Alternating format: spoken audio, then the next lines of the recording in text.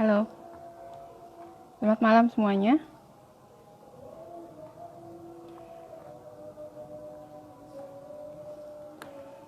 Iya, iya. Terima kasih untuk teman-teman yang sudah bergabung pada malam hari ini. Kali ini kami dari Yayasan Hipertensi Paru akan berkolaborasi dengan Perhimpunan Dokter Spesialis Kardiovaskular cabang DKI Jakarta dengan mengundang Dr. Nana Maya dari Rumah Sakit Persahabatan. Oke, sementara nanti saya akan mengundang Dr. Nana. Sebentar.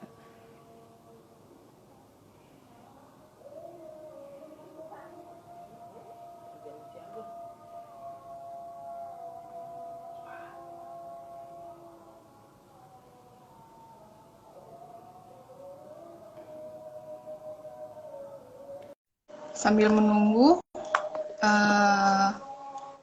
sekali lagi saya ucapkan selamat datang untuk teman-teman yang sudah bergabung. Kita akan menunggu kehadiran dari Dr. Nana di IG Live kali ini.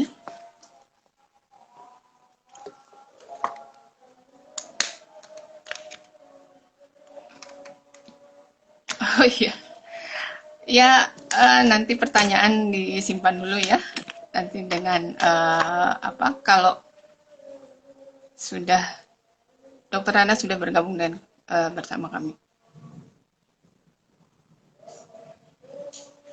Sebentar, mungkin jaringannya juga agak susah ya sekarang. Malam ini hujan di Depok. Gimana di tempat teman-teman, hujan juga nggak? Sementara menunggu. Oke, sebentar. Rupanya Dokter Nana belum bisa bergabung. Saya undang kembali.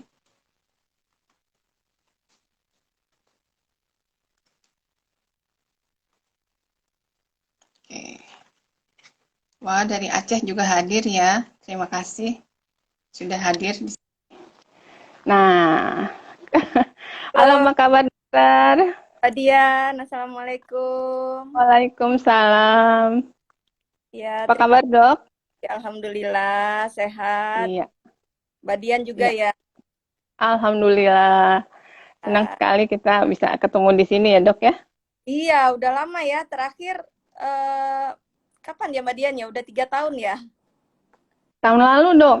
Dan 3 tahun, ya 2019 kita ketemu terakhir. Oh iya, iya. Alhamdulillah. Oke, Alhamdulillah. Eh, Baik, ini waktu sudah menunjukkan, tapi tadi udah tepat pukul jam 7 ya dok ya. Iya, Alhamdulillah udah bisa gabung. Oke, baik teman-teman semua, selamat malam. Assalamualaikum warahmatullahi wabarakatuh. Waalaikumsalam. Eh, Iya, terima kasih sudah bergabung bersama live IG kami, Yayasan Hipertensi Paru dengan eh, kolaborasi dengan Perkijaya, Perhimpunan Dokter Spesialis Kardiovaskuler cabang DKI Jakarta ya dok ya. Iya, betul. Oke, eh, ini malam ini kita akan ngobrol bincang-bincang santai aja ya dok ya tentang Ya, malam minggu, eh, Dian. iya malam minggu Mau malam hujan mingguan ya? ya. Oke, tentang tekanan paru tinggi ya dok ya, atau hipertensi paru. Iya, Nah betul. mungkin kami pengen tahu ini dok, kalau kita kan sebetulnya kalau di berita atau baca apa artikel-artikel kesehatan tuh tentang hipertensi udah banyak ya dok ya. Ya. Nah kalau hipertensi paru tuh apa sih dok? Apa bedanya dengan hipertensi? Iya, Mungkin baik. dokter bisa menjelaskan. Iya, dari judul yang dikemukakan sebenarnya udah menarik juga ya. Jadi menarik bikin jadi yang lain penasaran. Itu kan tekanan darah paru tinggi gitu Paru. ya. Tekanan Iya, darahnya dihilangkan. dicoret ya. Ya, betul. Jadi ini sebenarnya apa? Seperti itu. Jadi sebelum kita bahas lebih dalam, ya tentu kita harus tahu dulu ini sebenarnya apa yang dikatakan sebagai hipertensi paru. Mungkin teman-teman baik sejawat yang dari kalangan medis ataupun non medis, waktu kita belajar dulu ingat kali ya Mbak Dian ya, bahwa ada peredaran darah manusia itu sebenarnya terbagi atas dua. Jadi ada peredaran darah sistemik, itu dimulai dari jantung ke seluruh tubuh, beredar membawa darah yang kaya akan oksigen ya, jadi istilahnya darah bersih biasanya disebut seperti itu. Kemudian ke organ-organ mulai dari otak, ke jantung itu sendiri, ke paru-paru, ke ginjal, ke saluran pencernaan dan lain sebagainya. Kemudian setelah dipakai di organ-organ itu balik lagi ke jantung. Nah, itu untuk peredaran darah yang sistemik, jadi ke seluruh tubuh. Kemudian ada yang dikatakan sebagai peredaran darah pulmoner. Nah, peredaran darah pulmoner ini dari jantung ke paru-paru, kemudian balik lagi ke jantung. Jadi lebih singkat. Ini tujuannya adalah untuk membersihkan. Jadi darah yang tadi sudah digunakan oleh seluruh tubuh, sehingga oksigennya diambil oleh jaringan, bersisa karbon dioksida yang tinggi, dibersihkanlah di paru-paru. Nah, kalau untuk tekanan darah yang sehari-hari kita ketahui, yang diukur dengan menggunakan alat pengukur tekanan darah, itu yang diukur berarti tekanan darah sistemik. Jadi yang dari jantung ke seluruh tubuh tadi Mbak Dian. Nah, itu disebut sebagai tekanan darah sistemik yang kita bisa ukur dengan alat sederhana. Tapi kalau tekanan darah di paru-paru yang dikatakan sebagai hipertensi paru, berarti terjadi peningkatan di pembuluh darah parunya, dan itu tidak bisa diukur dengan menggunakan alat pengukur tekanan darah yang sehari-hari kita jumpai, begitu Mbak Dian. Nah, jadi untuk diagnosisnya tentu harus ada pemeriksaan yang lebih detail lagi, seperti itu. Oke. Oh iya dok, kalau misalnya kan kalau setiap penyakit ada gejala ya dok. Nah, gejalanya hipertensi paru ini apa ya dok ya? Kalau yang awam ketahui Iya. atau yang bisa diketahui oleh awam lah, yang dirasakan sehari-harinya. Ya, ya.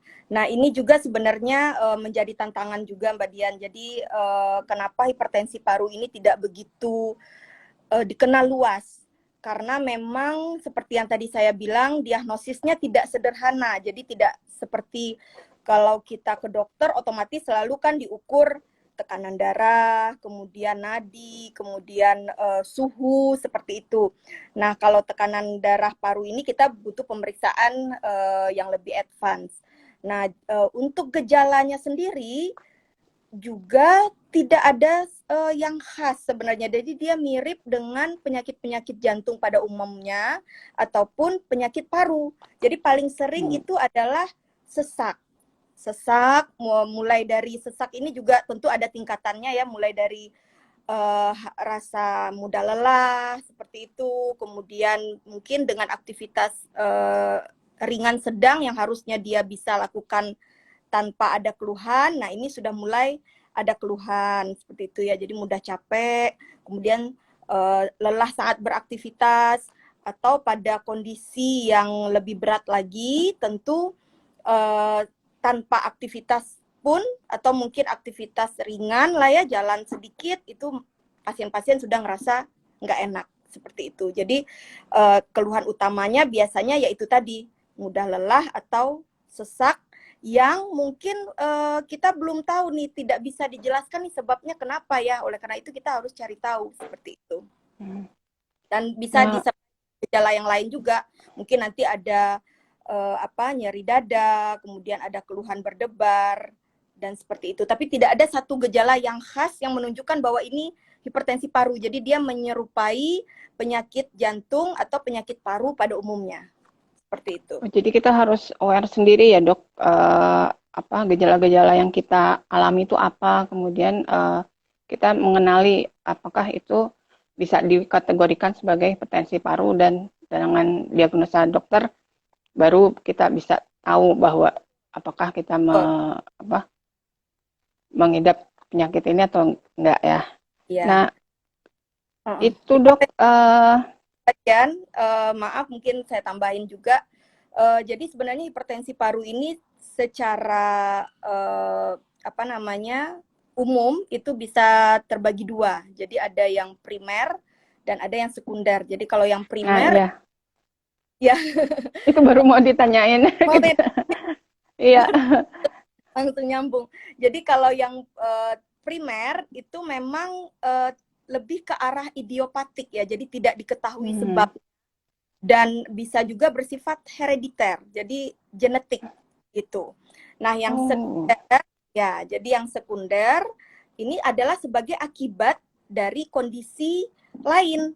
Bisa memang karena diakibatkan karena kelainan di jantung sehingga mengakibatkan tekanan di parunya menjadi tinggi, atau memang ada penyakit di paru, bisa pasien dengan penyakit paru obstruktif kronik ya istilahnya PPOK, pasien dengan kondisi TB paru, tapi walaupun jarang tapi bisa terjadi seperti itu, lama kelamaan tekanan di parunya menjadi lebih tinggi. Nah, ini mengakibatkan juga hipertensi paru. Kemudian ada akibat emboli. Istilah emboli ini apa ya? Adanya sumbatan di pembuluh darah paru akibat gumpalan darah yang tersumbat di situ. Itu bisa juga bersumber dari organ yang lain awalnya, seperti itu. Bisa akibat dari pasien-pasien dengan tumor atau kanker ya, tumor ganas, itu resikonya juga lebih besar terjadinya yang tadi gumpalan darah itu, sehingga menyumbat di pembuluh darah paru, akibatnya tekanan darah parunya juga menjadi lebih tinggi. Kemudian bisa juga akibat penyakit-penyakit lain, penyakit autoimun contohnya, itu juga bisa menyebabkan terjadinya hipertensi paru. Jadi ada dua, ada yang primer, tadi kita tidak ketahui sebabnya dan bisa bersifat genetik, dan yang kedua sekunder akibat dari penyakit di organ lain sehingga mengakibatkan tekanan parunya menjadi lebih tinggi. Aduh, kalau dengar penjelasannya ini ya, Dok, serius Luas. juga ya, Dok. Iya, nah itu dia, kita nggak bisa ada satu spesifik keluhan yang menunjukkan bahwa ini hipertensi paru, karena memang dia sebabnya bisa karena penyakit lain juga. Jadi sering kita tidak tidak terdiagnosis di awal seperti itu, gitu. Oke, Karena berpikirnya ke hal yang lain dulu, tapi kemudian baru iya. kita, oh ya ternyata ini ada peningkatan tekanan di parunya. Nah, iya, untuk membedakan misalnya kalau kan tadi gejala yang uh, pertama kita rasakan tuh sesak ya, Dok ya. Nah, Iya. kalau misalnya apa membedakannya dari asma tuh gimana, Dok? Oh iya, kalau asma, Mm-mm. ya rata-rata kan kalau awam istilahnya kalau Ya, sesak bilangnya asma asma ya. gitu ya. Ya. Ah ya, oh ini berbeda berbeda Mbak Dian. Jadi kalau asma itu sebenarnya lebih khas. Jadi kalau asma ini kan lebih ke faktor alergi juga ya, ada berperan di situ. Kita tahu ada pencetusnya, sesaknya nggak terus-terusan kalau asma. Jadi misalnya pasien kita ini ternyata alergi terhadap debu atau udara dingin, misal, kemudian bisa karena faktor stres, kelelahan yang berlebihan, sehingga tercetuslah asmanya seperti itu. Jadi dia sesaknya tidak terus-terusan, pencetusnya kita bisa ketahui, dan dia Hmm. waktu mengalami sesak ada juga yang khas di asma, ada disertai oleh bunyi. Jadi biasanya Hmm. mengi ya kita bilangnya Mengi bunyi. ya. Oh, gitu. Jadi Iya. sesaknya disertai olehnya ada bunyi, kemudian dan tidak terus-terusan, dan biasanya kalau pasien asma kadang kan ada yang dari kecil juga tuh Mbak Dian, udah dari usia usia sekolah, anak-anak sudah mengalami asma. Jadi biasanya mereka udah tahu gitu, udah tahu Mm-mm. bahwa kalau ada pencetus keluhannya muncul seperti itu. Jadi kalau dengan Oke, asma biasanya kita bisa bedakan oke. ya. Eh, Gini dok, kalau misalnya kita sudah terdiagnosa, jadi seharusnya bagaimana dok pengobatannya atau obat apa aja sih yang ada di Indonesia ini dok untuk hipertensi paru? Ya, jadi tadi kita sudah tahu gejala ya, tidak ada yang Ya, tidak ada yang spesifik satu gitu ya. Kemudian penyebabnya juga golongannya tadi ada yang primer dan sekunder. Kemudian sekarang bagaimana kita mendiagnosis dan tata laksananya seperti itu. Nah, jadi kalau untuk pasien-pasien atau teman-teman sekalian atau keluarga ya, mudah-mudahan tapi kita semuanya sehat-sehat. Tapi kalau misalnya memang ada keluhan, mulai sesak atau rasa tidak enak di dada, lebih mudah capek dari biasanya seperti itu, yang tidak diketahui nih, ini kita nggak tahu ini kenapa ya gitu. Nah itu kan harus diperiksakan lebih lanjut ke dokter. Biasanya kalau dengan pemeriksaan sederhana itu kadang tidak terdeteksi langsung untuk tekanan darah paru yang tinggi ini. Karena yang tadi saya sebutkan, kita butuh pemeriksaan yang lebih advance untuk diagnosis pastinya, jadi yang gold standarnya seperti itu adalah dengan pemeriksaan kateterisasi paru, Mbak Dian. Jadi kateterisasi paru ini kita memasukkan alat yang disebut sebagai kateter ya, berupa selang seperti selang kali ya, atau yang sebut kateter itu tadi, lewat pembuluh darah, kemudian sampailah ke pembuluh darah paru, kemudian diukur tekanannya di situ. Nah, itu adalah untuk menegakkan diagnosis pastinya. Jadi itu udah yang paling tinggi, standar yang paling tinggi untuk menegakkan diagnosis hipertensi paru dengan seperti itu. Namun sebelum kita melakukan tindakan itu, kita bisa juga dengan pemeriksaan yang sederhana sebagai penunjang ya. Biasanya kalau ke dokter jantung dilakukan pemeriksaan rekam jantung, kemudian dengan ronsen kita lihat mungkin jantungnya sudah ada pembesaran atau pembengkakan jantung. Kemudian ada pemeriksaan juga yang lazim dilakukan, namanya ehokardiografi, jadi USG jantung.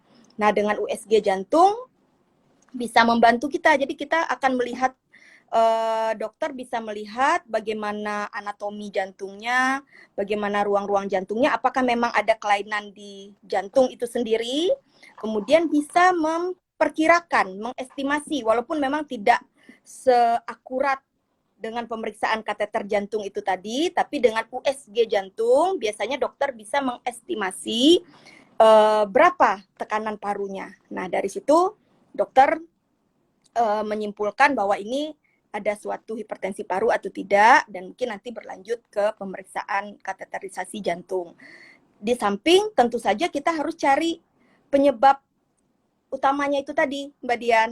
Jadi karena kalau penyebab utamanya tidak kita atasi, si hipertensi paru ini walau gimana pun kita mengobati tidak akan bisa tidak akan bisa sembuh ya, karena kalau dia bersifat sekunder, tentu penyebab utamanya yang harus kita tangani terlebih dahulu. Seperti yang tadi saya bilang juga, yang udah ada kelainan jantung, jantung kiri misalnya ada kelainan di katup jantungnya, tentu kelainan katupnya itu harus kita perbaiki. Kemudian kalau memang akibat dari penyakit parunya juga harus kita obati. Pasien dengan autoimun, penyakit autoimunnya harus kita obati. Jadi itu berbarengan, Mbak Dian. Nah, saya lanjut ya ini karena pertanyaan Mbak Dian tadi sudah tentang obat ya. Nah, tantangan di Indonesia yang pertama tadi karena diagnosisnya kita sering late ya dalam mendiagnosis ya, sering ketahuannya belakangan. Mungkin sebenarnya kasusnya banyak ya, tapi ya itu tadi karena keterbatasan untuk pemeriksaan yang kita punya, karena kan tidak semua rumah sakit memiliki fasilitas untuk kateterisasi jantung kanan itu seperti itu. Dan untuk USG jantung pun ya tentu hanya di center-center yang ada dokter jantungnya. Kemudian yang kedua obat. Nah ini dia. Jadi untuk saat ini memang di antara berbagai macam obat yang tersedia ya, ada lebih dari 10 obat untuk hipertensi paru yang masuk ke Indonesia itu hanya sekitar 4 atau 5 ya kalau saya tidak salah ya. Jadi ada sildenafil ya, mungkin teman-teman yang join juga ada di antara teman-teman yang memang dengan hipertensi paru ya, Mbak Dian ya, tentu tidak asing lagi dengan obat-obatan yang disebut sebagai sildenafil ataupun berapros seperti itu. Jadi memang kita keterbatasan di tersedianya obat-obatan yang beredar di Indonesia, dan ataupun kalaupun ada ya, misalnya kita berusaha untuk membelinya sendiri, tentu biayanya juga cukup besar seperti itu. Tapi dengan obat yang ada pun kita tentu berupaya semaksimal mungkin, karena selain dari obat pH itu sendiri, Mbak Dian, ada obat-obat yang bersifat suportif juga. Jadi misal kalau pasien keluhannya sesak, kemudian ada penumpukan cairan, kakinya bengkak, misalnya seperti itu, nanti kita akan berikan obat-obatan yang berefek untuk mengurangi cairan, seperti itu. Oke dok, ini sebelum kita melanjutkan lagi, ini ada pertanyaan dok Ya. dari teman-teman yang sudah gabung. Ini dari mungkin dokter Asmoko ya. Dokter izin bertanya, ini bagaimana jika di zaman pandemi ini pasien dengan hipertensi paru khawatir atau takut datang ke dokter untuk berobat? Nah, itu bagaimana nih, Dok?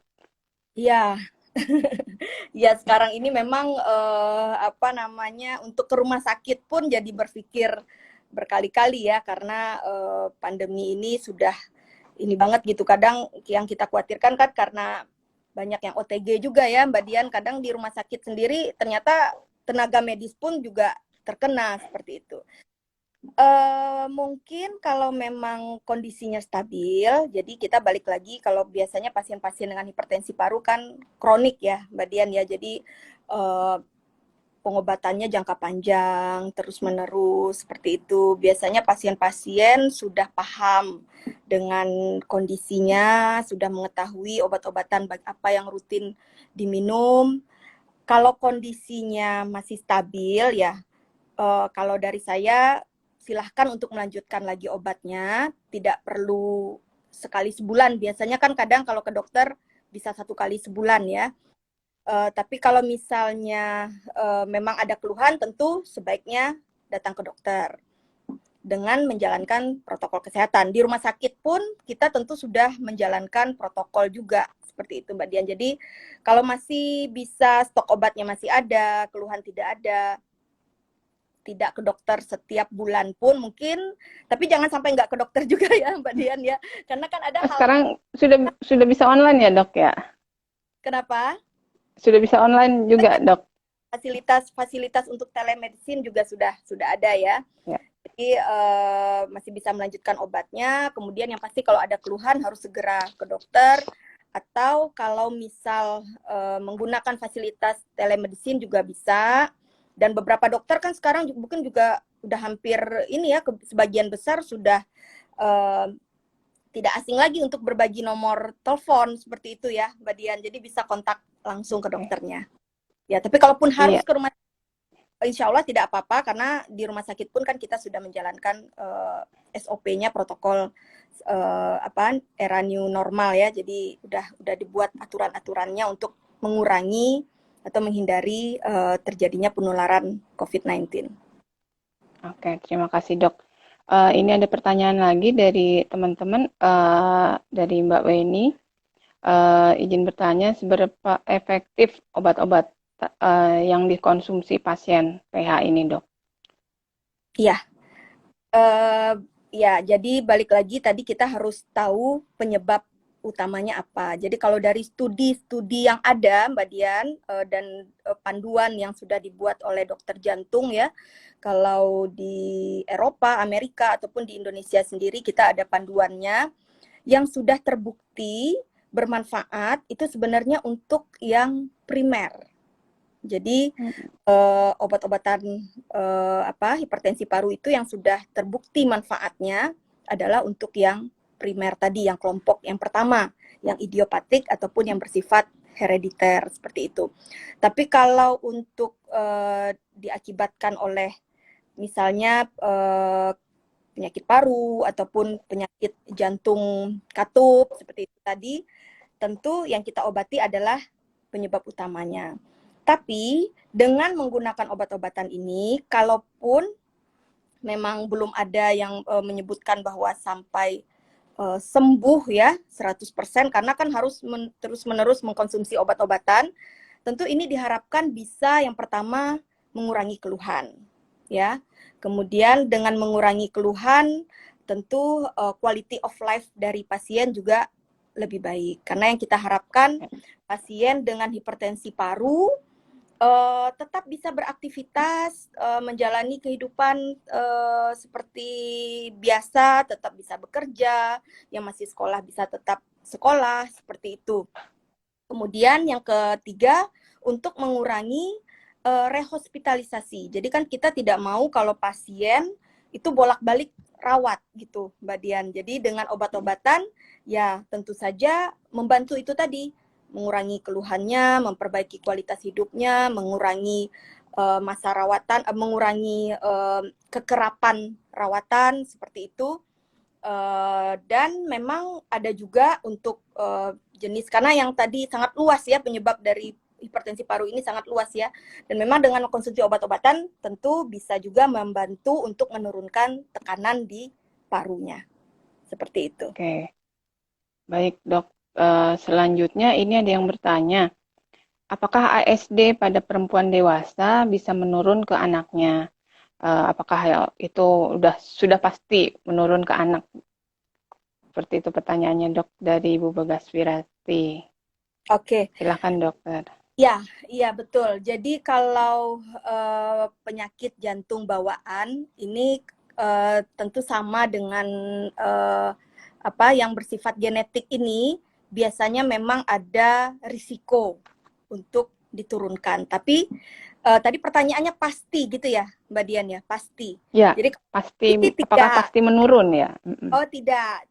Jadi risiko tentu ada, risikonya tentu ada. Jadi kalau misalnya memang ada bakatnya di orang tuanya dulu menderita penyakit jantung bawaan, ada risiko untuk anaknya juga menderita penyakit jantung bawaan, tapi tidak pasti. Oleh karena itu, biasanya pada ibu-ibu hamil yang memang sudah diketahui ada riwayat penyakit jantung bawaan, tentu kita screeningnya lebih ketat lagi ya. Jadi pemeriksaannya harus mungkin ada pemeriksaan yang lebih spesifik. Sekarang kita juga ada pemeriksaan untuk ekokardiografi untuk janin, seperti itu Mbak Dian. Jadi monitoringnya lebih diperketat, dan jika memang ternyata dari hasil pemeriksaan dari masa kehamilan sudah kita ketahui bahwa ini kemungkinan bayi yang akan lahir juga menderita kelainan jantung bawaan, tentu dokter obgynnya, dokter anaknya ataupun dokter jantungnya sudah siap. Jadi kita bisa melakukan tata laksananya bisa lebih dini, seperti itu. Jadi tidak terlambat dalam penanganannya, dalam diagnosis dan penanganannya. Jadi screening secara dini ya dok ya, kata Ya, kuncinya itu. betul. Kalau Ya. pasti tidak ya, tapi resikonya tentu lebih besar. Lebih beresiko gitu ya. Oke, Resikonya. baik dok. Selanjutnya nih dok, ada pertanyaan lagi. Rupanya kita banyak pertanyaan yang muncul ini dari Mbak Valatirza bertanya, apakah tekanan paru bisa turun jika penyebab dari jantung bocor, tapi sudah tidak dapat dioperasi. Oke. Ini maksudnya ya. Iya, jantung bocor di sini mungkin penyakit jantung bawaan karena istilah awam Mbak Dian, semua kelainan jantung bawaan kan bilangnya jantung bocor. Ya. Jantung itu kalau kelainan di katup itu juga kita kan bilangnya bocor juga. Jadi ruang jantung belajar sedikit nih kita nih, ingat lagi ya biologi. Jadi jantung, kemudian di jantung ini kan ada sekatnya ya, sekat yang memisahkan antara jantung kiri, jantung kanan, seperti itu. Nah, di antara jantung kiri, jantung kanan juga ada, ingat juga Mbak Dian, ada bilik dan serambi, seperti itu ya. Nah, kemudian ada klepnya.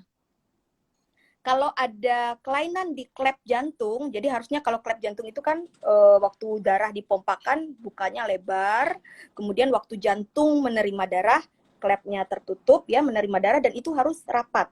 Nah, apabila ada kelainan di klep jantung, jadi ada celah di klep jantungnya itu sendiri, itu kita juga sebutnya bocor. Bocor, Ada ya. celah, betul, adanya celah di sekat antara jantung kiri dan jantung kanan, itu juga istilahnya biasanya bocor juga seperti itu. Nah, ini tentu berbeda mungkin, tapi ini mungkin yang dimaksud adalah yang sudah tidak bisa dioperasi lagi, mungkin HSD bocor. mungkin, Dok. Ya, betul, betul. Mungkin kayaknya di celah di sekat jantungnya ya, Mbak Dian Sekat, ya. ya, sekat Ya, serambi ya, Dok. betul. Jadi pada awal ASD, celah di antara sekat atrium kiri dan atrium kanan secara normal, dalam keadaan normal itu tekanan di jantung kiri itu lebih tinggi, Mbak Dian. Karena yang tadi awal kita bahas ya, memompahkan darah ke seluruh tubuh. Jadi tekanannya lebih tinggi yang kiri. Jadi karena darah bersih itu nanti ke seluruh tubuh keluarnya dari jantung kiri.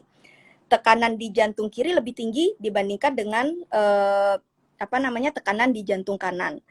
Jadi pada awal-awal terjadinya ASD, pada awal-awal pasien ASD ini kan dari lahir ya Mbak Dian ya, dari lahir sudah ada celah bawaan dari pasien ini, itu darah mengalir dari kiri ke kanan. Karena tekanan kalau secara fisikanya kan seperti itu ya, mengalir dari tekanan yang tinggi masuk ke tekanan yang rendah seperti itu. Rendah.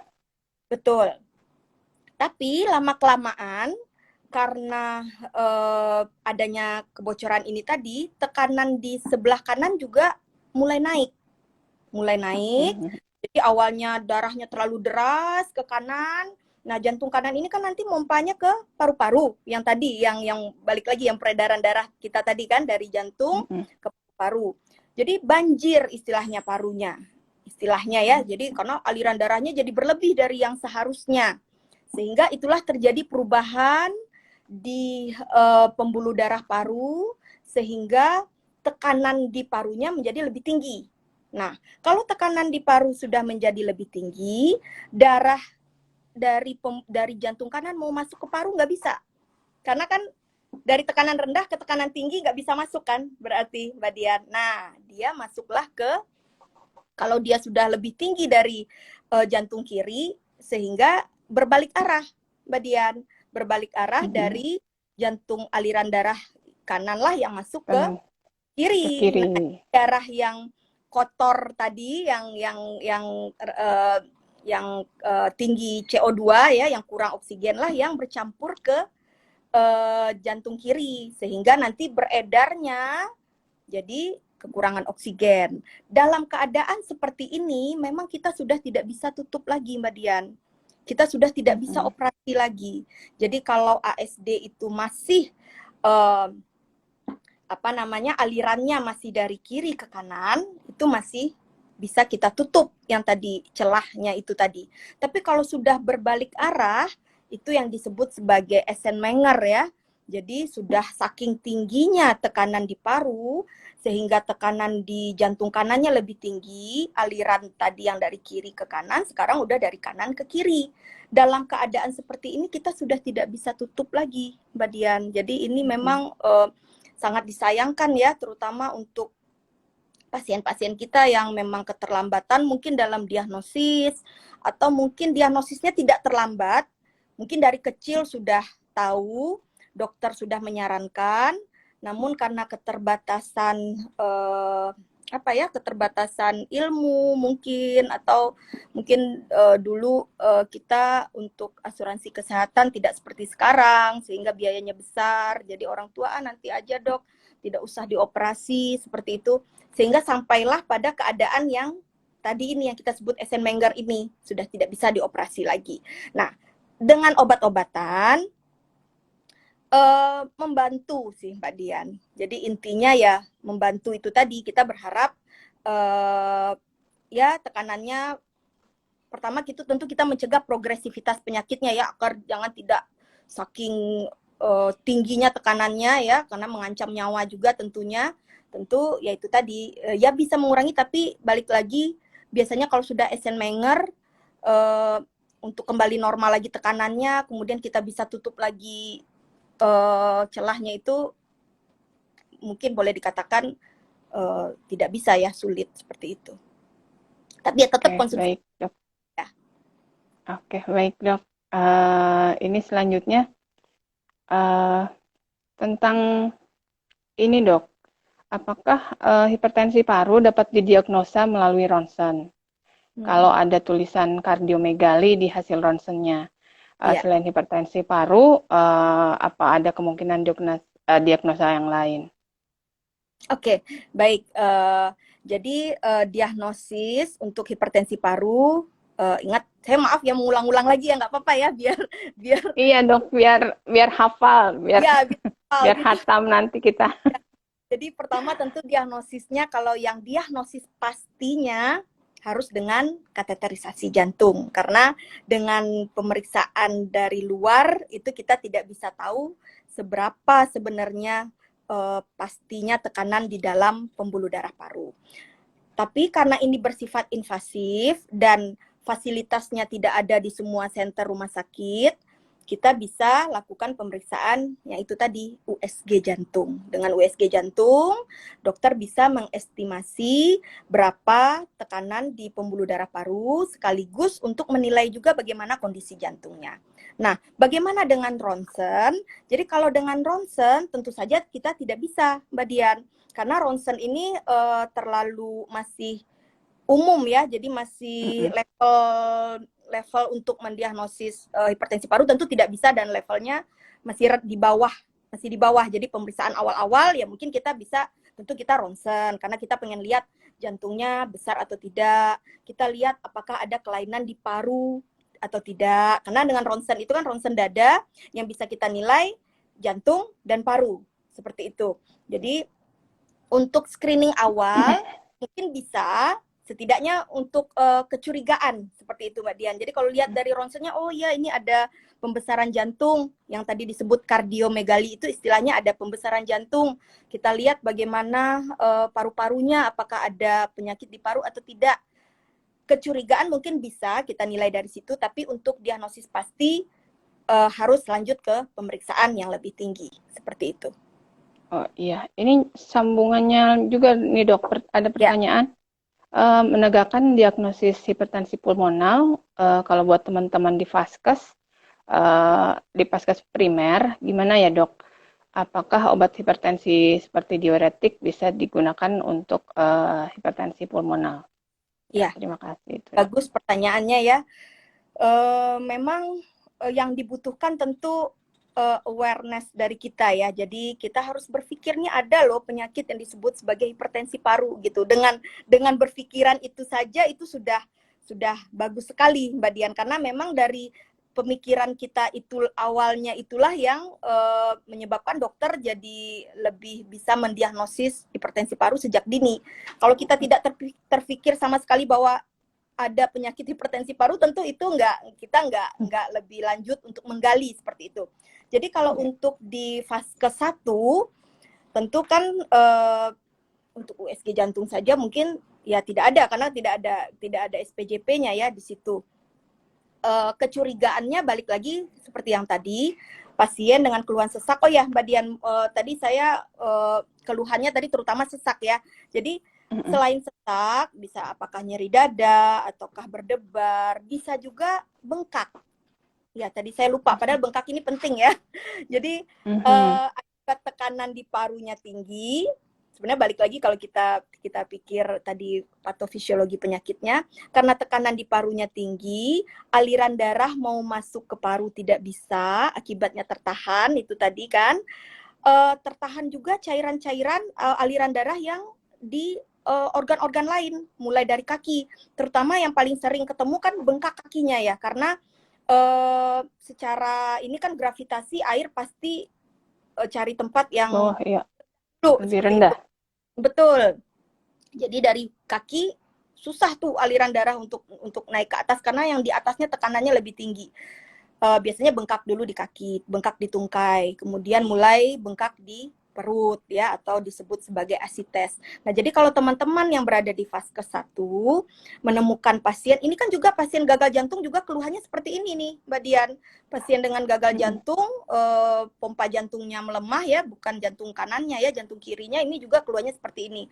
Ketemu pasien sesak, kemudian ada udem tungkai, ya kita harus cari tahu dengan pemeriksaan-pemeriksaan yang sederhana. Tentunya kalau di fase 1 kan ya mungkin ronsen dan rekam jantung ada ya.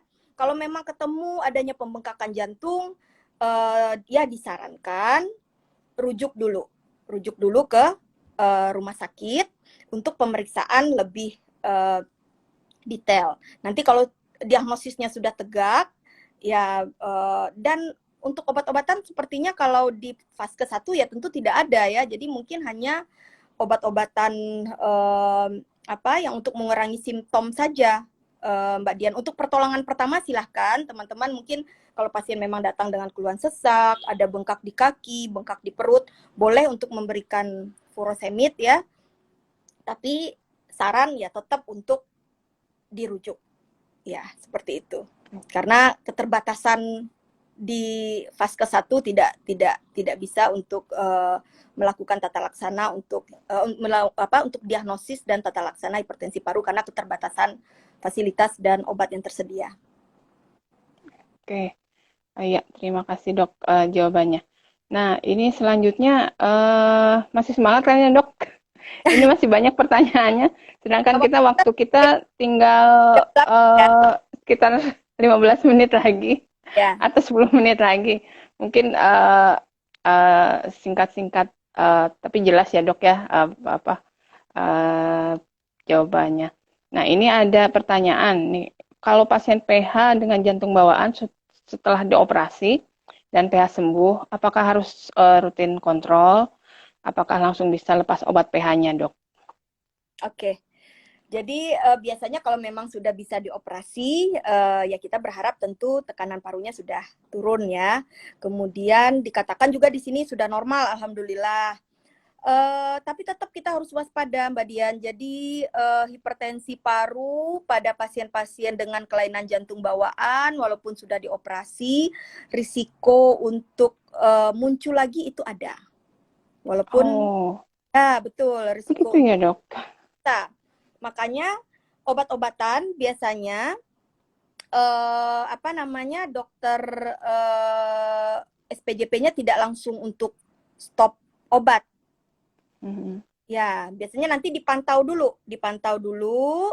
Kemudian, tapi mohon maaf kan kita ini nggak tahu ya ini awalnya seberapa ini level dari hipertensi parunya. Kalau memang dari awal hipertensi parunya ringan, ya mungkin mungkin kalau mau lepas obat ya mungkin bisa, tapi tetap jangan lupa untuk selalu kontrol minimal 1 kali setahun sih itu ya biasanya. Jadi kalau awal-awal habis operasi kan agak sering, tapi nanti setelah stabil biasanya 1 kali setahun.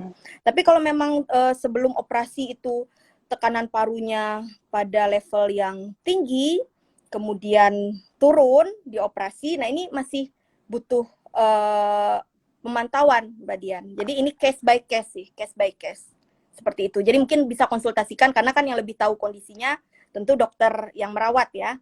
Apakah memang ini sudah bisa lepas obat atau bagaimana? Seperti itu. Karena nanti kan ada monitoringnya juga. Oke dok. Ini ada pertanyaan lagi. Rupanya banyak ya dok ya. Ternyata banyak sekali ke bawah ini. Saya pilih-pilih aja karena waktu juga kita terbatas ya dok ya. Ini ada. Ya boleh silakan. Apakah pasien wanita dengan hipertensi paru post ASD closure itu aman untuk program hamil?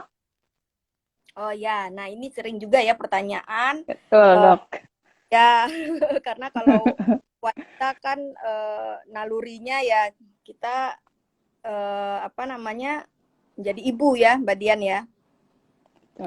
Kalau memang sudah dioperasi, uh, tetap kita evaluasi lagi ini pH-nya bagaimana.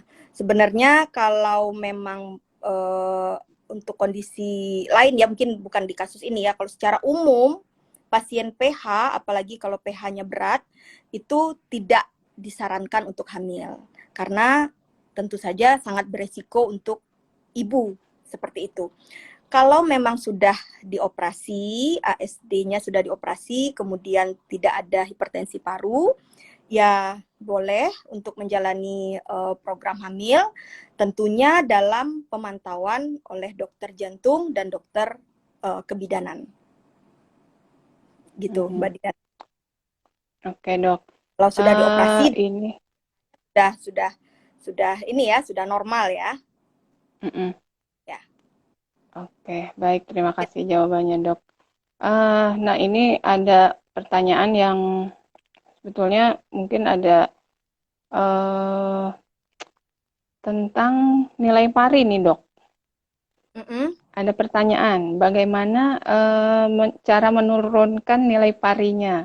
Kalau nilai pari tidak tinggi dan tidak bisa tindakan operasi, apakah bisa diturunkan, Dok? Iya. Jadi ini sama yang tadi pertanyaan yang tadi ya Mbak Dian ya, yang apakah Ya, masih bisa betul. obat-obatan Bisa pada dioperasi apa enggak? ya. Mudah-mudahan tadi teman yang bertanya tadi mengikuti jawaban saya yang tadi sudah panjang lebar ya, insya Allah. Ya, jadi memang kalau sudah tidak bisa dioperasi karena saking tingginya tekanan di parunya, dengan obat-obatan ya kita berharap bisa menurunkan, tapi mungkin untuk kembali normal lagi sulit. Ya, dengan obat-obatan membantu mengurangi keluhan, membantu memperbaiki kualitas hidup, kemudian membantu untuk mengurangi rawat inap, demikian. Jadi, tapi selain dengan obat-obatan, tentu ada hal-hal lain juga nih, Mbak Dian, yang perlu kita perhatikan ya, karena banyak aspek juga terlibat di sini. Yang pertama tentu memang ke dokter berobat, obatnya jangan sampai putus ya, diupayakan obatnya terus menerus. Kemudian support keluarga juga ini sangat berperan ya, support keluarga, lingkungan, karena tidak semua orang juga mungkin bisa memahami bagaimana kondisi yang sebenarnya dari pasien-pasien dengan hipertensi paru. Ya Mbak Dian ya, begitu ya. Kalau di lingkup ya, karena terlihatnya sepertinya katanya sehat-sehat, tapi kok mungkin kesannya tidak mau bekerja atau apa, padahal memang pasien itu tidak sanggup untuk beraktivitas atau berkegiatan yang lebih berat. Jadi dukungan dari keluarga, kemudian lingkungan sekitar itu juga penting. Kemudian yang ketiga, untuk membatasi asupan untuk makan dan minum ya. Untuk makanan sebenarnya tidak ada pantangan yang strict. Oh, ini sama sekali tidak boleh, tidak sebenarnya. Jadi makanan gizi seimbang itu penting, cuma saja harus dibatasi. Pertama, asupan cairan yang tidak boleh berlebih, karena biasanya kalau pasien dengan hipertensi paru, apalagi tadi dikatakan tekanan parunya sudah tinggi, kemampuan pompa jantungnya menjadi menurun. Kalau cairannya berlebih, ya asupan cairannya, minumnya bukan hanya air putih ya Mbak Dian, punya semua dalam bentuk cairan, apakah minum susu ataukah minum teh, jus dan lain-lain sebagainya, itu harus dibatasi. Biasanya secara garis besar sih 1.500 maksimal ya, 1,5 liter dalam 24 jam. Kemudian membatasi juga asupan garam. Kenapa garam? Karena garam ini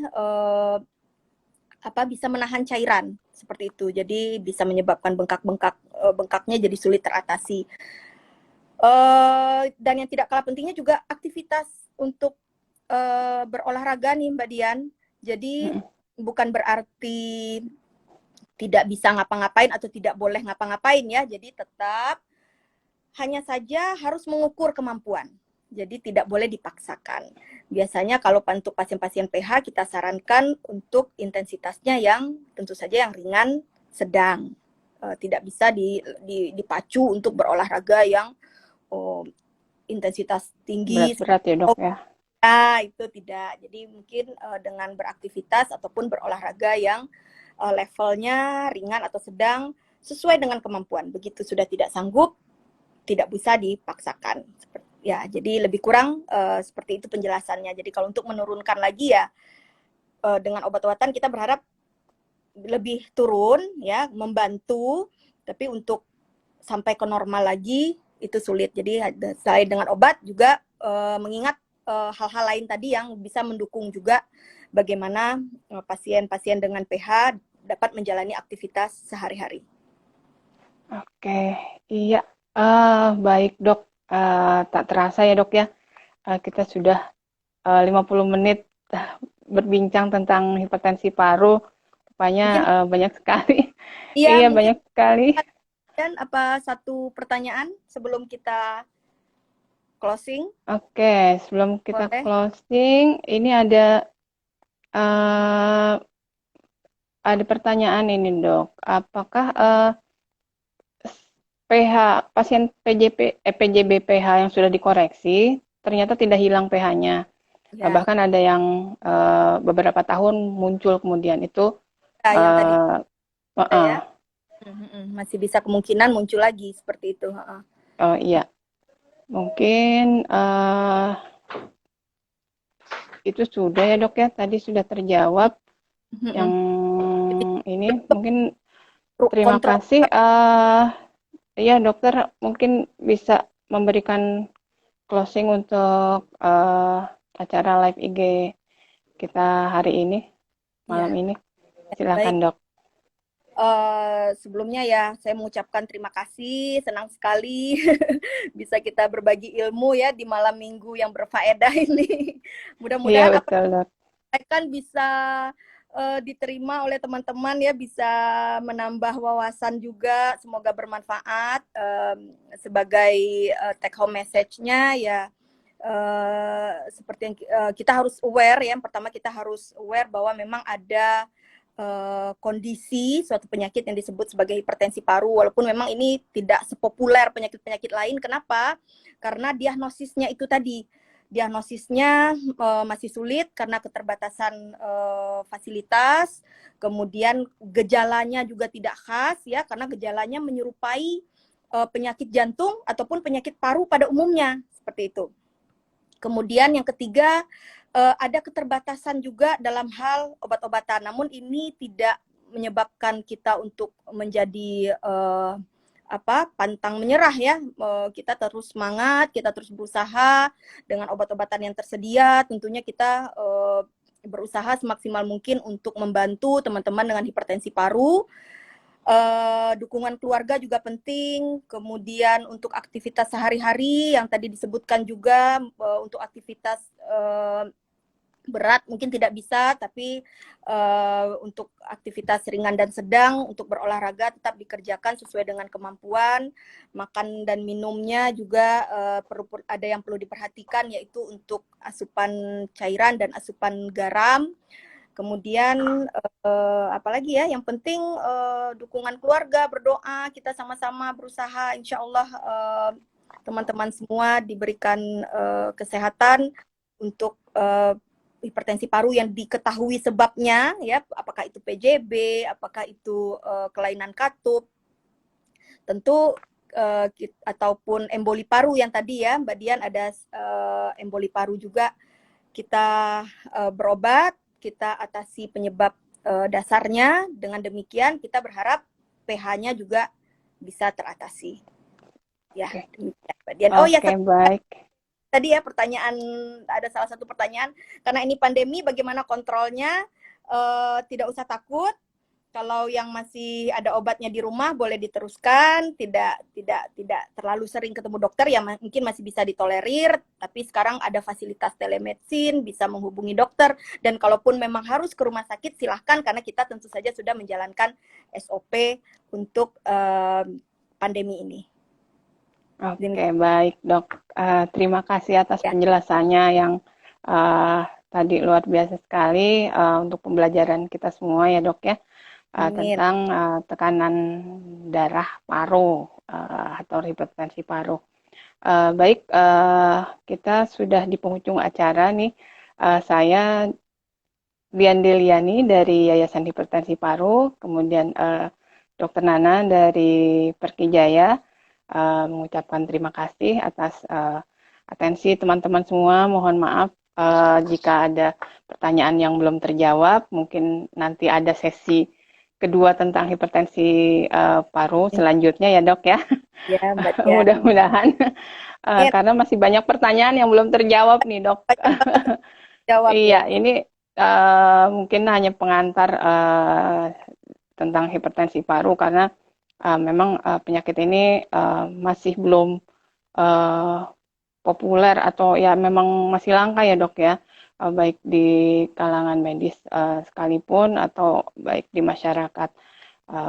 Ya, saya dari mewakili Yayasan Hipertensi Paru mengucapkan banyak terima kasih atas undangan kolaborasi dari Perhimpunan Dokter Spesialis Kardiovaskular Indonesia.